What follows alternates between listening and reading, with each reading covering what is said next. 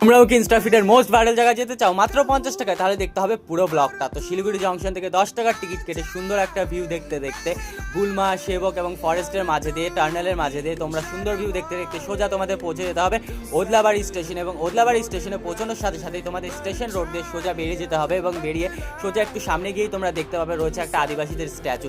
সেখান থেকে তোমাদের টোটো করতে হবে, পার পার্সন 40 টাকা করে পড়বে। সোজা সেখান থেকে বেরিয়ে যাবে এবং চা বাগানের মাঝে দিয়ে পাহাড় দেখতে দেখতে সুন্দর রাস্তা বেয়ে বেয়ে তোমাদের সোজা চলে যেতে হবে পাথরঝোড়া। হ্যাঁ, পাথরঝোড়ায় রয়েছে আমাদের সেই ভিউ পয়েন্টটা।